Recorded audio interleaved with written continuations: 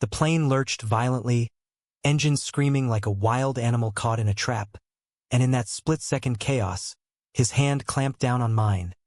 Strong, calloused fingers that felt like they'd been waiting for this exact moment of freefall.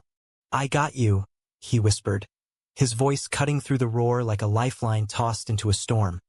His green eyes locking onto mine with an intensity that made the turbulence feel like nothing more than a heartbeat skipping. And just like that, as the seatbelt sign dinged back on and the cabin lights flickered to life, I realized the stranger wasn't just holding my hand.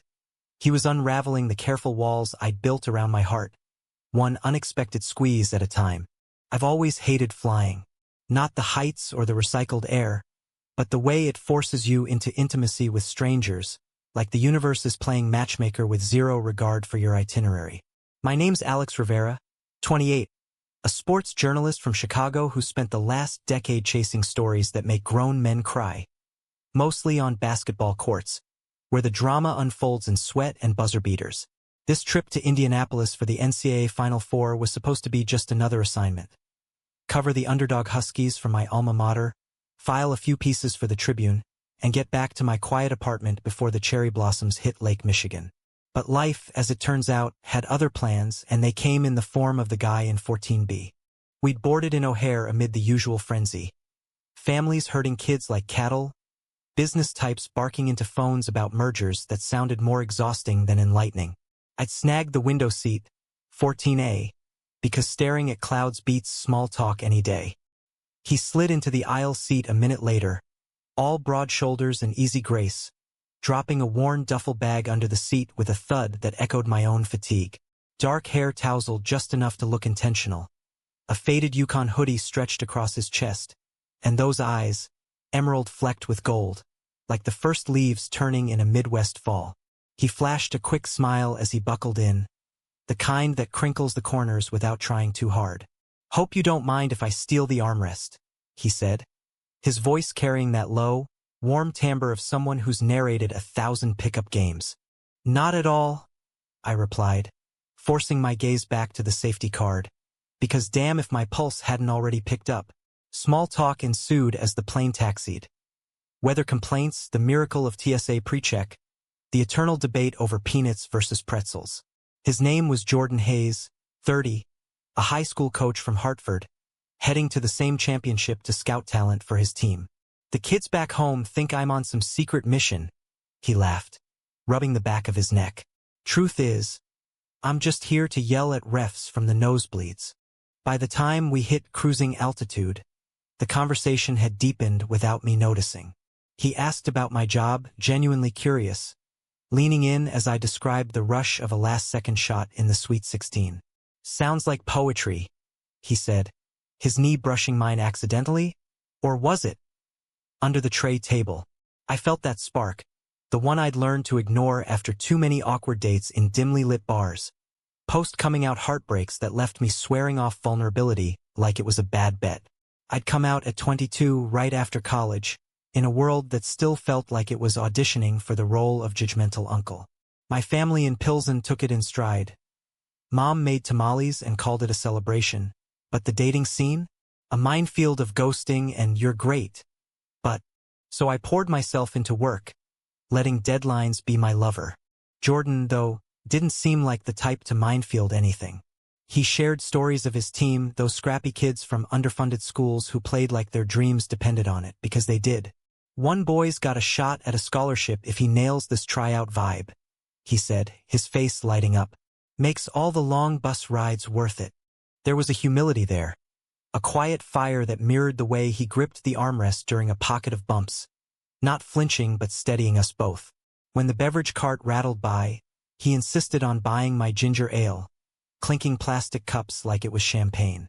"To upsets and underdogs," he toasted, and I echoed it, wondering if he knew how much I needed that reminder. As the flight wore on, the sky outside shifted to that bruised purple dusk, the kind that makes you philosophical about regrets. I confessed mine first, passing on a novel I'd half-written because sports pays the bills. He nodded, no judgment, just a soft, "bills suck the soul sometimes." Then he opened up about his, a knee injury that ended his own college dreams at Syracuse, forcing him into coaching instead of courtside glory.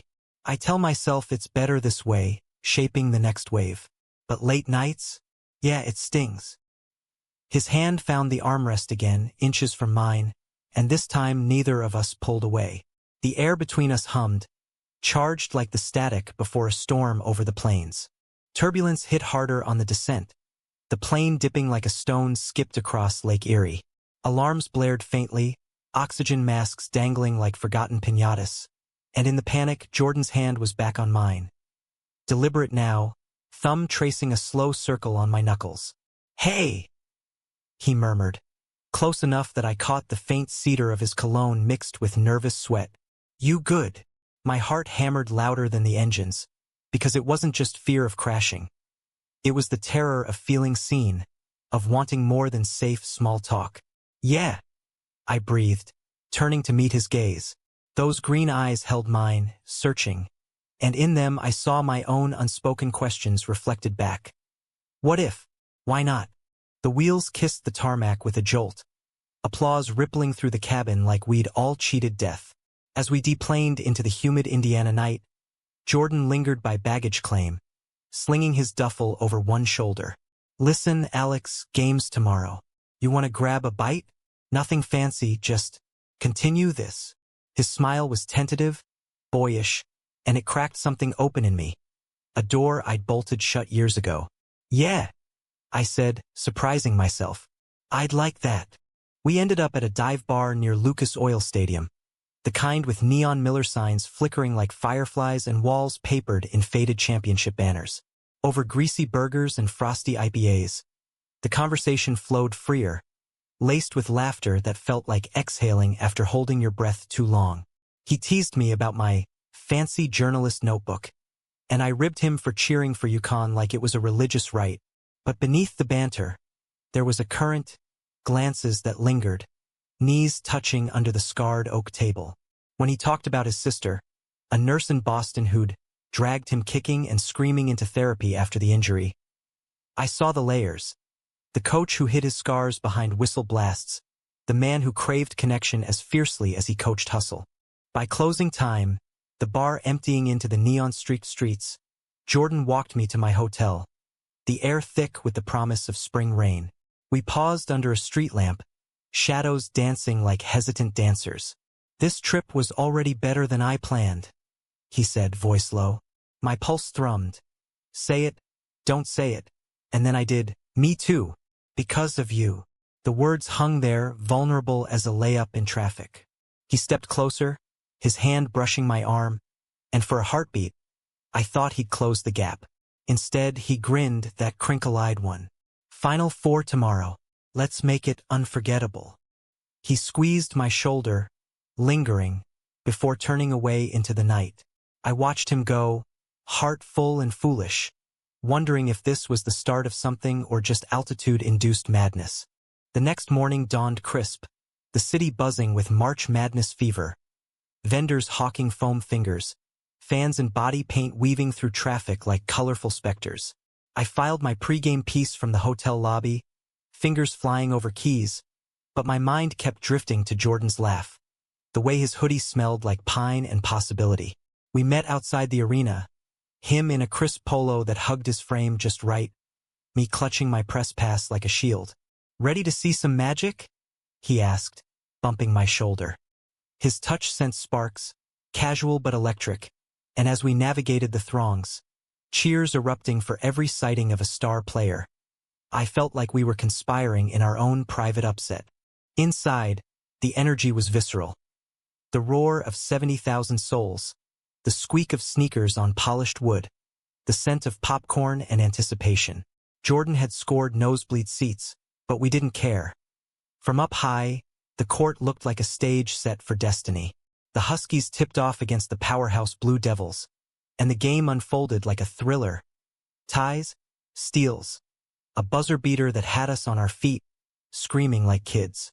Jordan's arms slung around my shoulders in excitement, pulling me close, and I leaned into it, the world narrowing to his warmth amid the chaos. Halftime found us breathless, sharing a Jumbotron-kissed pretzel, his fingers brushing mine as he passed the salt. "You're my good luck charm," he murmured, and I believed him. Because in that moment, with confetti cannons primed and hearts pounding in sync, it felt true. But the second half turned brutal. Fouls piled up, refs swallowed their whistles, and the Devils pulled ahead by 8 with 3 minutes left. Jordan's face fell, not just for the score but something deeper. The echo of his own dashed dreams. I squeezed his hand under the seats, hidden but real. "It's not over," I whispered. And it wasn't. The Huskies clawed back, a freshman guard, that kid Jordan had mentioned scouting, nailing a 3 that ignited the dome. The final seconds ticked like a bomb. 92-92, inbound, pump fake, swish, bedlam. We hugged amid the stampede. His embrace fierce, body pressed to mine in a way that blurred the line between celebration and confession. "Holy shit," he laughed into my neck, breath hot, and I held on, dizzy with victory in him. Post-game, the arena emptied into euphoric streets, but we lingered in a quiet concourse bar, toasting with overpriced beers. Adrenaline still coursed, loosening tongues. "You know," Jordan said, swirling his glass, "I haven't felt this alive since, well, before the injury. You make me forget the what-ifs." His eyes held mine, vulnerable, and I mirrored it. "Same. You're the surprise I didn't know I needed." The air thickened, charged, and then his hand covered mine on the table. Deliberate, thumb stroking my wrist. Time slowed, the distant cheers fading to a hum. He leaned in, lips parting, and my phone buzzed, shattering the moment. A text from my editor. "Rivera, scoop, Devils coach meltdown. Get details." Duty called, always does. I pulled back, apologetic. "Work." Jordan nodded, understanding flickering with something like disappointment. "Go get M. I'll be here." We exchanged numbers, a promise in digits, and I left with his gaze on my back, heart racing faster than any overtime. That night, in my sterile hotel room, sleep evaded me. I replayed the almost kiss, the way his touch lingered like a melody half-heard. By dawn, I drafted not just the article but a confession of my own. Words I'd never send. "Jordan, you're the shot I never saw coming." The championship game loomed. Huskies versus the field's last giant. And with it, a weekend that felt like it could rewrite everything. The semifinal glow lingered like aftershave as Jordan and I reconvened outside the arena the next evening. The city pulsing with pre-championship hype. Vendors hawked glow sticks and replica jerseys. The air electric with chants that echoed off glass towers. He looked sharper tonight. Fitted button-down rolled to the elbows, revealing forearms etched with faint scars from old battles on the court. "Bought tickets for the championship," he announced, holding up 2 stubs like winning lottery numbers. "Row 20. Closer than last night." His grin was infectious, but there was a nervousness in it, a hesitation that tugged at me. We wandered Lucas Oil's perimeter, dodging packs of rowdy fans, until we found a food truck alley tucked behind the convention center. Tacos that bit back, elotes grilled to smoky perfection. Sitting on a curb, paper plates balanced on knees, we dove into the kind of talk that strips away pretenses. He confessed his coming-out story first, 25 post-injury, in a dive bar much like this one, to a teammate who'd become more. "It ended messy," he said, eyes on the asphalt. He couldn't handle the spotlight I craved or thought I did. Left me questioning if I was built for this. I listened, the vulnerability in his voice mirroring my own ghosts. My ex, Mark, a graphic designer with a laugh like summer thunder, had bailed after a year, citing irreconcilable ambitions. It stung, that casual erasure, leaving me to rebuild alone. "You're built for more than you think," I told him, nudging his boot with mine. "I see it, the way you light up talking about those kids. That's not just coaching. That's legacy." He looked at me then, really looked, the streetlights catching the gold in his eyes. "And you? Chasing stories like they're oxygen. What's the one you haven't written yet?" The question hung, loaded. This one, I thought. But I deflected with a joke about my unpublished novel, a half-baked tale of a coach and his unlikely muse. He laughed, head thrown back, and in that sound, I heard possibility. The championship tip-off was a spectacle. Pyrotechnics, celebrity courtside, Spielberg and Huskies Blue, no less, and a national anthem that swelled like a heartbeat. From row 20, the action was intimate. Sweat flying, elbows sharp, every possession a knife fight. Jordan's energy was magnetic. He narrated plays like a poet, hand gestures punctuating the air, occasionally grazing my arm. When the Huskies surged early, he hooped, pulling me into a side hug that lingered too long to be platonic. "This is it," he breathed, close enough for me to feel his warmth. I nodded, throat tight, because yeah, this was it, for the game, for whatever we were dancing around. Halftime brought a storm, thunder rumbling outside, rain lashing the dome like applause from the gods. We hunkered in a concessions tunnel, sharing a soggy hot dog, shoulders brushing. "Ever think about fate?" Jordan asked, voice barely above the downpour. Like, what if that turbulence was the universe's way of saying, "Pay attention"? My pulse stuttered. All the time. Lately, more than ever. Rain drummed, fans chattered. But in that bubble, it was just us. Two guys from opposite coasts, colliding mid-flight. He turned, hand lifting to tuck a rain-damp strand from my forehead, fingers lingering on my temple. "Alex, The buzzer blared, halftime over, yanking us back to reality. But his touch burned, a promise deferred. The second half was carnage. Turnovers, technicals, a bench-clearing scuffle that had the crowd on edge. The Huskies, our underdogs, fought like cornered wolves, but the opponent's star, a towering forward with a fadeaway that mocked gravity, proved too much. With 30 seconds left, down by 2, our freshman guard drove baseline, kicked out, the three hung in the air like a prayer. Swish. Tie game. Jordan's hand crushed mine, nails digging crescents, his face alight with that rare, unguarded joy. Overtime loomed, the arena a cauldron. But overtime broke us. A charging call, controversial as hell, sent the opponent to the line. Swish, swish. Final buzzer. 78-76. Loss. The dome deflated, cheers turning to groans, confetti falling like bitter snow. Jordan slumped, eyes glassy. Not just for the Huskies, but the echo of Syracuse, the dreams that slipped away. I pulled him close amid the exodus, arm around his waist, murmuring nonsense about next year. He leaned into me, heavy, real. "Thanks for being here," he whispered. "Means more than you know." We spilled out into the rain-slicked night, umbrellas blooming like black flowers, the city lights blurring through sheets of water. My hotel was blocks away, his further. "Walk with me?" he asked, and I did, our steps sinking under shared shelter. The downpour eased to a mist, streets emptying, leaving us in a cocoon of quiet. At my door, under the awning's glow, he stopped, turning to face me. Raindrops clung to his lashes, his breath visible in the chill.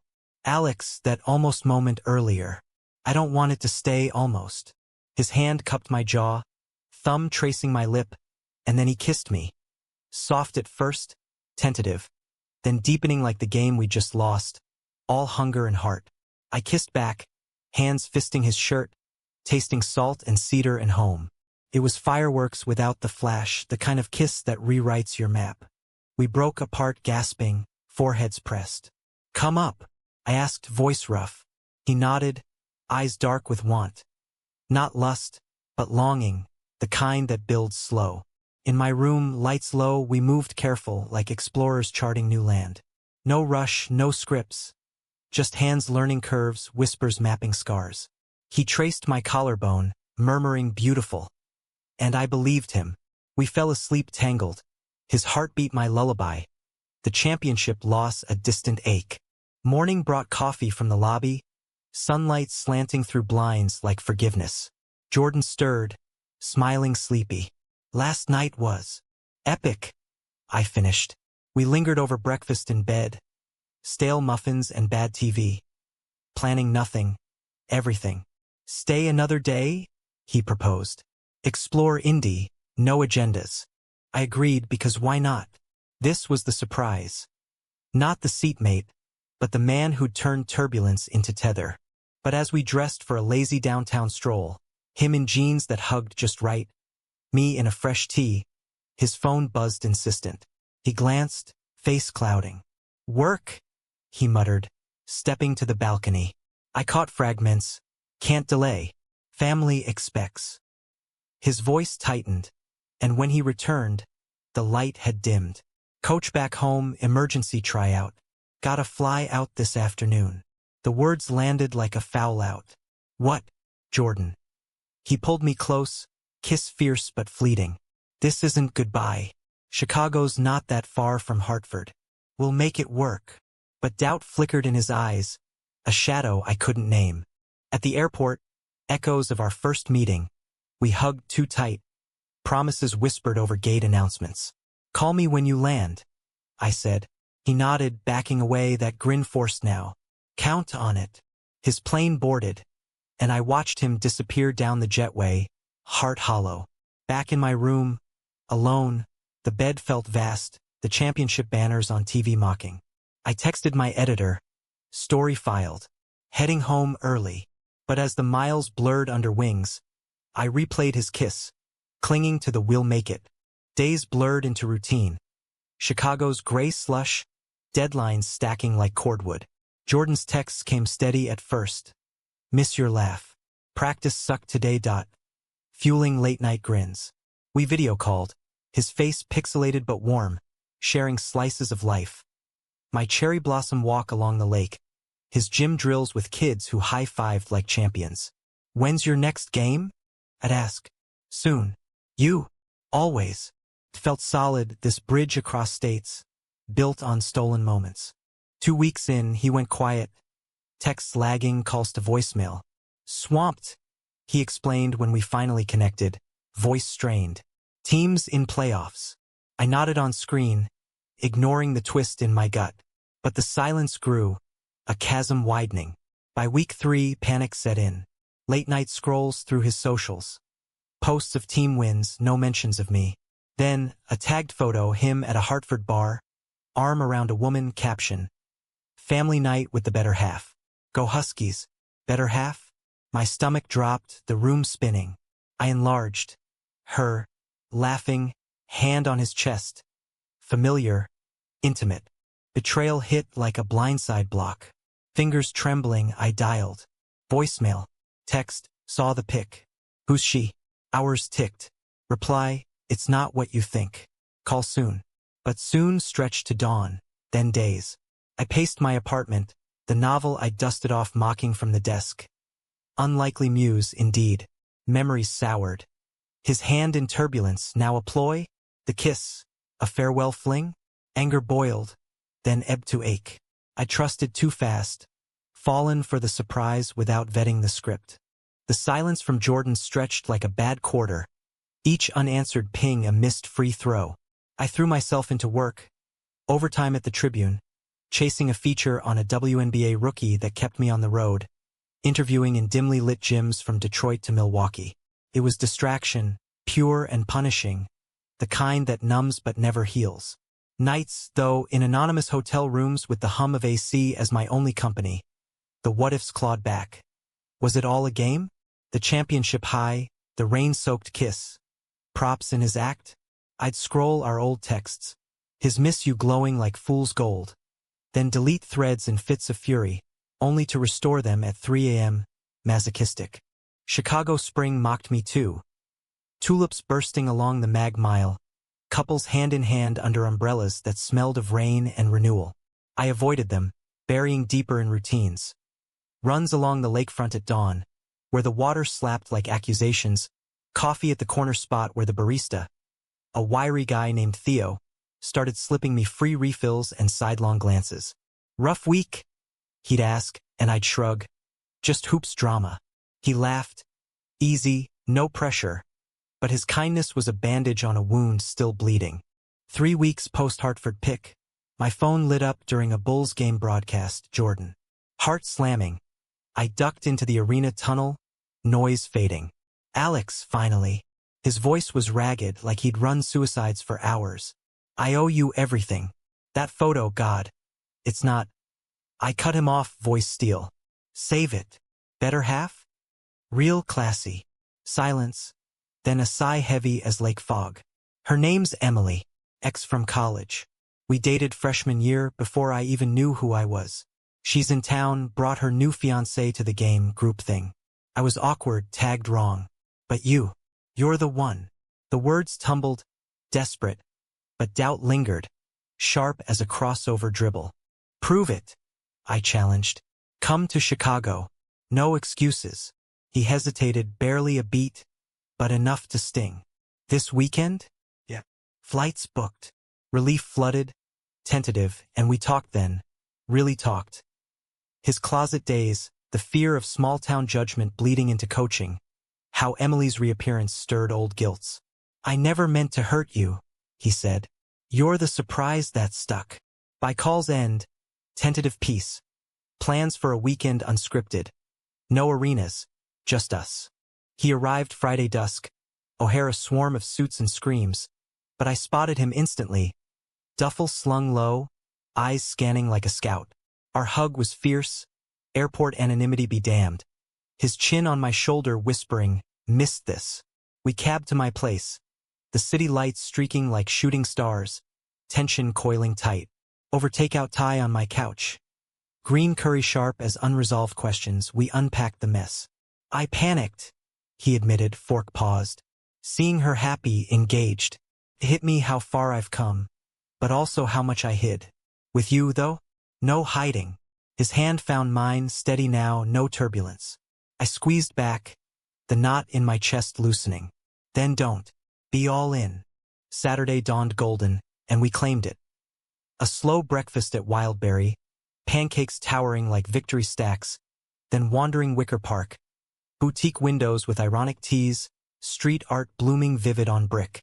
He bought me a vintage basketball poster, frame chipped but spirit intact, and I caught him watching me unwrap it, gaze soft.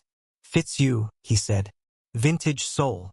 Laughter bubbled, easy again, and by afternoon in Lincoln Park Zoo. Penguins waddling absurd, his arm casual around my waist. We felt like locals, not visitors. A bench by the lion exhibit, sun dappling leaves, and he kissed me there, public but unhurried, tourists blurring to background. No fear in his eyes, just us. Evening brought my world to his. Dinner at a Pilsen taqueria. Mom's recipe vibes with al pastor that singed the tongue. I introduced him to my sister Rosa over FaceTime. She grilled him like a pro. You hurt me, hermano. I fly out with the chanclas. He charmed her, promising courtside seats for her kids next season. Back home, night deepened intimate. Stories swapped in the dark. His head on my chest, fingers tracing tattoos I didn't have but wished for. Marks of survival. You're my championship, he murmured, sleep slurred, and I held him tighter, believing. But Sunday loomed, his flight at noon. We dragged it out. Brunch at a rooftop spot overlooking the loop, skyline jagged and alive. Talk turned future. Summer visits, maybe a joint trip to the ESPYs. No more silences, I said, serious. He nodded, solemn. Promise. At the gate, kiss goodbye stretched, his hand lingering on my neck. This is real, Alex. The jetway swallowed him, but this time no shadow, just echo of his warmth. Weeks rebuilt stronger. Daily texts, weekend drives. He'd rent a car for Hartford to Chicago halls. We'd meet midway in South Bend, stealing hours in diners with pie that flaked like trust. He opened up more. Therapy sessions unpacking the injury's grief, coming out to his team in a huddle that ended in hugs, not hesitations. I shared my novel drafts, pages spilling fears I'd inked private. It was romance unhurried, the kind that roots deep, humanistic in its mess. Two men learning love isn't a highlight reel, but the quiet rebounds. Then, the call that cracked it. Late June, my phone at 2 a.m., Jordan's number. Alex, I need you. Voice wrecked, background noise like shattering glass. What happened? Heart plummeting. School board. They found out about us. Pics from the zoo. Someone recognized me. Parents complaining. Role model bullshit. Rage flared. Hot. I'm coming. No questions. I drove through dawn. Indiana blurring to Connecticut green. Arriving Hartford as rain lashed like judgment.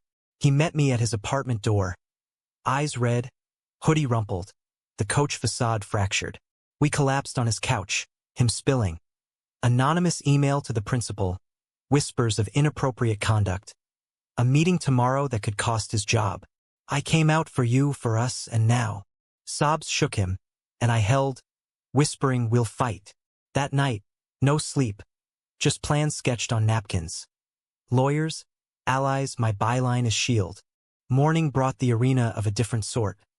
Wood-paneled office, suits stone-faced, parents glaring from folding chairs. Jordan spoke first, voice steady as a free throw.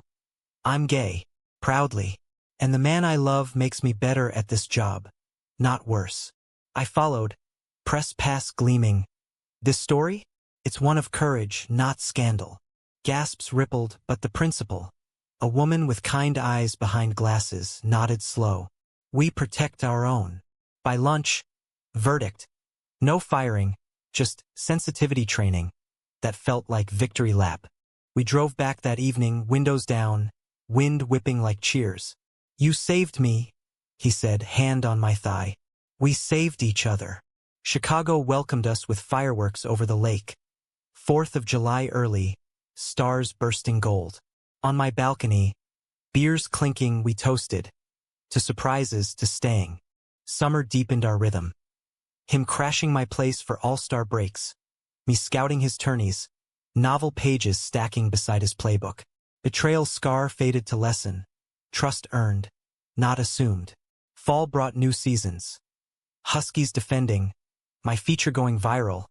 Us navigating the public eye with hands held. Unapologetic. One crisp October night, courtside at the United Center. Bulls warming up, Jordan leaned in amid the buzz. Marry me? Not a question, a vow, ring box simple, silver band etched with a tiny basketball. Laughter choked tears. Yes. The game blurred to joy, our kiss halftime headline. Life's no buzzer beater, but in his green eyes, I saw the upset we built, human, flawed, forever. No, wait, that's not how it ended. I jumped ahead, rewriting fate like one of my articles, polishing rough edges for a clean print. But truth? It's Messier, more American in its contradictions. The high of that proposal under arena lights, yes, but shadowed by the low that followed, because love's not a montage. It's the cuts, the doubts, the human grind. After the board meeting triumph, euphoria carried us through July, lazy drives to Cape Cod. His sister's beach house a sanctuary of lobster rolls and late-night bonfires. Emily even showed. No awkwardness, just toasts to new chapters. I met his team. Those kids, gangly and fierce, dubbing me Coach Alex, after I ran a drill that left them gasping. Jordan beamed, pride swelling like the Atlantic tide. My novel? He read drafts on porch swings, notes scribbled in margins. This hero's you, brave even when he falters. Publication deal landed. Champagne popped in my tiny kitchen. Labels peeling like old inhibitions. August tested us subtle. Distance gnawed as school ramped. My travel surged for fall previews. Texts lagged. Calls clipped by whistles or word counts. Miss your voice, he'd say, and I'd echo, but fatigue frayed edges. Then, Labor Day weekend, he drove up unannounced, duffel packed, grin wide. Surprise rematch. We reclaimed the city. Art Institute wandering, hand in hand past Monets that blurred like our worries. Deep dish at Pequod's, cheese pulling like taffy sweet apologies for miles apart. Night ended in my bed, bodies sinking slow, reaffirming what words sometimes fumbled. Proposal came as I said. October blaze at the United Center. Bulls versus Knicks, crowd a sea of red. Mid-second quarter, during a timeout, he dropped to one knee courtside, ring glinting under jumbotrons. Alex Rivera, you're my MVP, my underdog, my everything. Marry me? Roars drowned my yes. Cameras flashing like paparazzi at a scandal's end. Social media exploded. Coach to husband trending, allies flooding inboxes with congrats. Rosa flew in, chanclas holstered, hugging him fierce. Bienvenido a la familia. Engagement buzzed electric, rings sized. Venues scouted, a rustic barn in Indiana, neutral ground. But cracks spiderwebbed under gloss. November brought Thanksgiving. His family in Hartford, mine in Pilsen. Separate flights, merged meals. His folks warm but wary. Dad's handshake lingering on the coach. Mom's tamales a bridge. Jet lag hit hard. By Black Friday, bickering sparked over nothing. His critique of my pie, too sweet, babe. My jab at his Packers fandom, traitor in Bears territory. It's just pie, he snapped. It's tradition, I shot back. Silence stretched, ugly, until he pulled me to the guest room. Apologies murmured against skin. We're good, he whispered. But were we? The fight lingered, a bruise under wedding whites. December deepened divides. Holidays loomed, my novel tour clashing with his playoffs. A signing in New York, ironic, given his Syracuse ghosts, meant missing his team's semis. Go, he urged on call, voice tight. Your dream. I went, signing stacks while guilt gnawed. His text celebratory but edged. We won. Wish you here. Return found him distant, practice excuses piling. What's wrong? I pressed one night, tree half trimmed in my living room, ornaments dangling like questions. He paced, halting. It's pressure. The team's watching us now, parents too. And wedding stuff. Feels like we're performing. Heart sank. We're not performing. This is us. He nodded, but eyes evaded. The ring on his finger suddenly heavy. Climax crashed New Year's Eve. Joint party at a Chicago loft. Friends from both worlds mingling. My journo pals trading barbs with his coaching crew. Champagne flowed. Countdown neared. But Jordan vanished mid-toast. Found him on the balcony. Phone to ear. Voice low. Yeah. Tell him I'm sorry. No, it's complicated. Emily? My stomach iced. I froze, eavesdropping like a bad plot twist. Her consoling him about cold feet. Him admitting, Alex is great. But what if it's too fast? After everything. Betrayal redux, sharper for the ring. Confrontation exploded post-party. Cab ride home a minefield. How long? I demanded, voice venom. Talking to her? He flushed, defensive. Not like that. She's a friend. Understands the injury crap, the closet scars. You push forward. She gets the pause. Word sliced. Pause? We're engaged, Jordan. Or was that just another upset? He recoiled, hurt mirroring mine. I love you. But fear's real. Losing the job was one thing. Losing you because I can't catch up. Apartment door slammed, him grabbing keys. I need air. He left. Night swallowing him. Me alone with fireworks mocking from the window. Dawn brought hangover of soul. Texts unsent. Come back deleted. Rosa called, sensing storm. Amor. Love's not perfect. It's work. But if he's running. Work called 2 deadline for a championship retrospective, irony biting. I wrote through tears, channeling ache into prose. Heroes who falter. Loves that fracture not from malice, but mortality. He returned midday, eyes hollow, duffel at foot. Not leaving, but evidence of war. I talked to my therapist, he said, sitting cross-legged on the rug, me on the couch like opponents. It's not you. It's me, the old me whispering I'm not enough. Emily's echo, not flame. Tears tracked his cheeks and mine joined, raw. I can't lose you, I whispered. But I can't chase shadows. We talked hours. Fears unpacked like luggage. His admitting the proposal rushed to outrun doubt. Mine confessing work as armor. No fixes easy, but truths bared. Therapy tandem, pauses permitted. Love as marathon. January thawed slow. Couples counseling in a loop office, neutral ground where we learned language for fractures. I feel overwhelmed when. Bridging gaps. His team noticed. Kids asking, Coach okay? With wide eyes, he shared sanitized versions, modeling resilience. My novel hit shelves. Launch party where he toasted. To the man who writes our story better than anyone. Fans approached, stories of their own surprises. Humanistic chorus reminding. We're not alone. Spring bloomed tentative. Cherry festivals. Joint runs where breaths synced again. Wedding plans resumed. Scaled. Small, barn in Indy, May date. Vows drafted private, mine. You surprised me once. Surprise me always. His, I choose you, every turbulence. But climax lingered, not resolved but evolved. Betrayal's ghost a teacher, not thief. On game night, courtside, his hand in mine, I knew. Happy endings aren't endings. They're beginnings, human scarred, American true. No, the Real turn came April, playoffs raging. Jordan's team in finals, my feature on underdog coaches pulling quotes from him. Interview over diner eggs. Recorder off, he leaned in. Marrying you? Best call I ever made. Ring glinted, promise renewed. Yet, in quiet moments I wonder, surprises keep coming, good and gutting. That's love. Gay, straight, all of it raw, relentless, redemptive. May arrived like redemption. Indiana skies wide and welcoming. The barn venue draped in wildflowers that nodded in breeze. Scent of hay mingling with hope. Guests sparse but heartfelt. Rosa officiating in a dress fierce as her opinions. His sister toasting with tears. My editor cracking jokes about scooping the aisle. Jordan waited at the arch, suit tailored sharp. Eyes that green sea calm. Vows exchanged under sunset gold. Mind steady. His voice cracking on, through every buzzer and heartbreak. Rings slid home, kiss sealed with cheers, the kind that echoes. Honeymoon was low-key. Road trip through the Smokies, cabins with porches creaking under stars, hikes where we named peaks after our fights, mount cold feet, doubts divide, laughing at scars.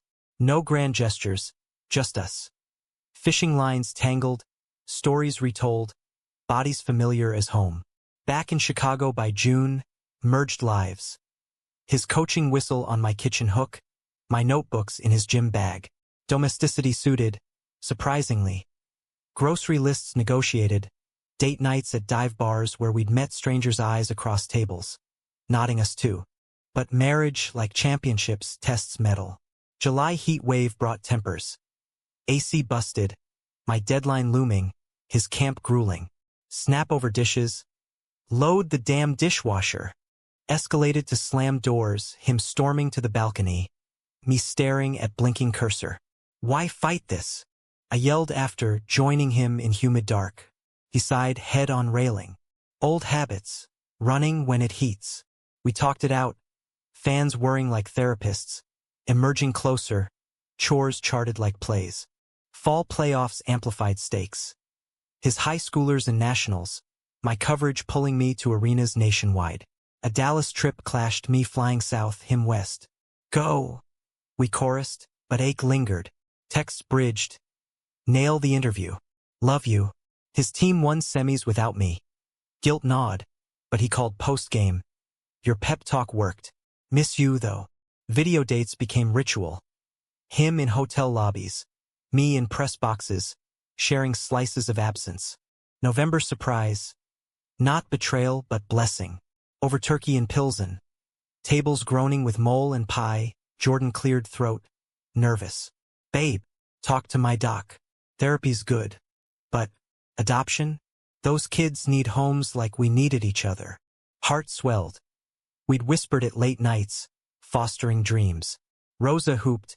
T.O. Jordan. Plans sparked. Paperwork, home studies, the weight like gestation. Winter wove wonder. Holidays merged. His family road tripping to Chicago for lights and ice skating. Him steadying my wobbles. Laughter echoing off bean reflections. New Year's on the lakefront. Bundled against wind. We renewed. To us, unbroken. Ring fingers chilled, but grips warm. Climax crested March, echo of our start. Final four again. Indie calling like fate's remix. This time, together, press pass for me, coach credentials for him. Scouting his future adoptee perhaps. Plane ride smooth, no turbulence, but his hand in mine deliberate. Thumb circles habit now. Remember? He murmured, nodding to seats. I grinned. How could I forget? Conversation looped old joys, new depths. Adoption apps submitted, novel sequel brewing. Arena thrummed familiar. Huskies returned, underdogs eternal. From midcourt seats, perks of union, we cheered seamless, his arm my anchor through ties and ejections. Halftime kiss stolen in tunnel. Quick but deep, My forever surprise. Game ended in glory, Huskies champs. Confetti our canopy. Post-victory. Bar crawl with strangers turned friends. Toasts to love's long shot. A true peak. Homebound flight. Dawn breaking. Jordan asleep on my shoulder. Ring catching light. I pen notes for the column. Championships won aren't just scores. They're the hands held through losses, the vows whispered in storms. Humanistic arc. Not flawless heroes, but fumbling men who choose daily. Betrayals mended, conflicts conquered, romance rooted in real. Years folded forward. Adoption approved, little Jamal joining us at 5, wide-eyed at Jordan's drills. My story's bedtime lore. Novel series bloomed, themes of found family. Conflicts came, teen tantrums, job relos debated, but resolutions too, stronger each. 1 anniversary, plane tickets to Hawaii gifted. Our turbulence 2.0, laughter midair, his kiss my horizon. Surprises? They keep landing, good ones now, mostly. That's the story. Gay, American, achingly alive. From seatmates to soulmates, we flew. Yet, in quiet, I reflect. The hook that pulled me in wasn't the lurch, but the hold, his, mine, ours. And in that grip, we found not just love, but grace.